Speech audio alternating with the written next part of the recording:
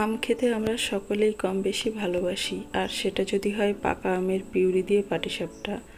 Welcome to my channel everyone. তো চলুন দেখে নিই কীভাবে পাটিসাপটাটা বানাবো। প্রথমেই আমি দুটো আম নিয়েছি, এইভাবে কেটে নিয়েছি আমগুলো। এবার একটা মিক্সার গ্রাইন্ডারে আমগুলো দিয়ে আমি ভালো একটা পেস্ট বানিয়ে নেব।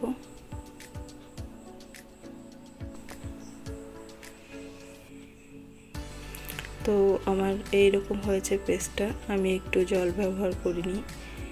এবার পাটিসাপটার ব্যাটারটা বানানোর জন্য প্রথমেই দিয়ে দিয়েছি 200 গ্রাম সুজি আর 5 টেবিল স্পুন চিনি, আর তার সঙ্গে দিয়েছি হাফ টেবিল স্পুন লবণ আর সামান্য একটু জল দিয়েছি। আমি এবার এটা মিক্সার গ্রাইন্ডারে ভালো করে পেস্ট করে নেব। তো আমার পেস্ট করা হয়ে গেছে। আমি এরকম একটা বলে এটা নামিয়ে নিয়েছি।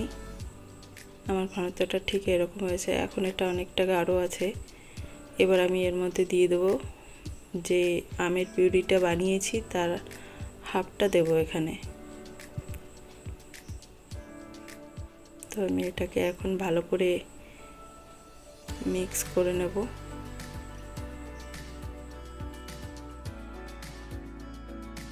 আমার পেস্টটা মোটামুটি এখনও অনেকটা গাঢ়, সেই কারণে আমি একটু জল দেবো আর দিয়ে দিচ্ছি একটু ফুড কালার। এটা অপশনাল, চাইলে দিতেও পারেন নাও দিতে পারেন, দিলে কালারটা ভালো আসবে। তাছাড়া আমের যে কালার সেটাতেই বেশ সুন্দর একটা কালার আসে। এটাকে ভালো করে মিক্স করে কিছুটা সময় আমি রেখে দেব। আর ব্যাটারের ঘনত্বটা হবে ঠিক এইরকম, খুব বেশি পাতলাও হবে না আবার খুব বেশি গাঢ়ও হবে না। তো এখন আমি পুরটা বানানোর জন্য একটা কড়াই নিয়ে নিয়েছি। এটাতে দিয়ে দিচ্ছি একটু ছানা আর 5 টেবিল স্পুন মতো চিনি। আপনার ছানার পরিবর্তে অন্য কিছু দিয়েও করতে পারেন, নারকেল কিংবা বাজার থেকে কিনে আনা ছানার যে সন্দেশ পাওয়া যায় সেগুলো দিয়েও আপনারা করতে পারেন। আমি এটা এইভাবে করছি তার কারণ এর মধ্যে আমি আমের পুরটা দেব, আর আমের পুর দেওয়াতে রেসিপিটা খেতে আরও অনেক বেশি টেস্টি হবে। এটা করার সময় ফ্লেমটা লোতেই রাখবেন, না হলে নিচ থেকে লেগে যাওয়ার চান্স থাকবে।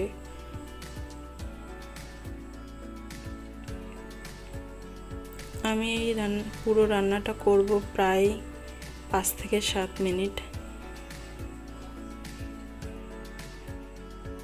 দেখো অনেকটাই শুকিয়ে এসেছে এটা, আর কিছুক্ষণ করব। মোটামুটি এটার হয়েই এসেছে। দেখো এটা হয়ে গেছে প্রায়। এখন আমি এটা নামিয়ে নেব। আমার এটার ঘনত্ব ঠিক এরকম হয়েছে। ঠান্ডা হয়ে যাওয়ার পর এটা আরও কিছুটা শুকিয়ে যাবে। এবার পাটিসাপটাগুলো বানিয়ে নেওয়ার জন্য আমি একটা প্যানে প্রথমেই তেল ব্রাশ করে নিয়েছি। এবার এইরকম একটা চামচের সাহায্যে এটা দিয়ে একটু গোল গোল করে ঘুরিয়ে নিলে এটা এমনিতেই শেপ চলে আসে, আর একটু ঘুরিয়ে নিলে এটা বেশ পাতলা একটা শেপে চলে আসবে।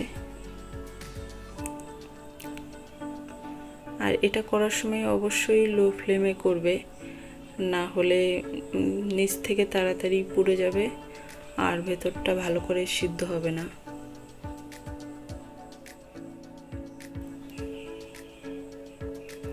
এর কালারটা দেখো অনেকটাই চেঞ্জ হয়ে এসেছে, এটা হয়ে গেছে সিদ্ধ।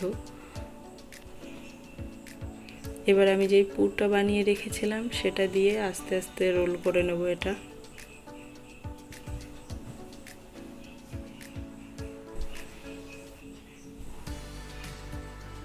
দেখো কতটা সোজা এটা বানানো।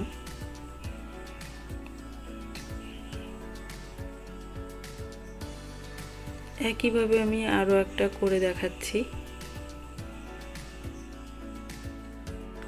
আর এই রেসিপিটা বানাতে খুব বেশি উপকরণ লাগে না এবং খুব সহজেই এটা বানিয়ে নেওয়া যায়, আর খেতে ভীষণই টেস্টি। তোমরা অবশ্যই বাড়িতে এইভাবে করে দেখবে, আশা করি খুব ভালো লাগবে।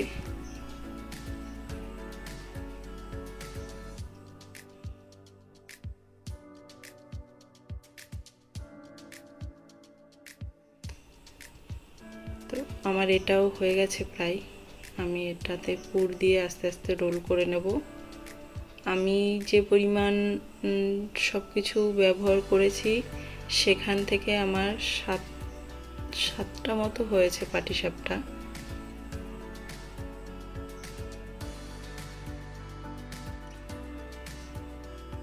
আশা করি তোমাদের রেসিপিটা আমি তোমাদের সামনে খুব ভালো করে উপস্থাপন করতে পেরেছি। তোমাদের যদি ভালো লাগে তাহলে তোমরা অবশ্যই এইভাবে বাড়িতে বানিয়ে দেখো, খুবই টেস্টি একটা রেসিপি। আর রেসিপিটা যদি ভালো লাগে একটা লাইক, কমেন্ট এবং শেয়ার করে বন্ধুবান্ধবদের দেখার সুযোগ করে দেবেন। আর চ্যানেলে যদি নতুন হন তাহলে চ্যানেলটিকে সাবস্ক্রাইব করে দেওয়ার অনুরোধ রইল।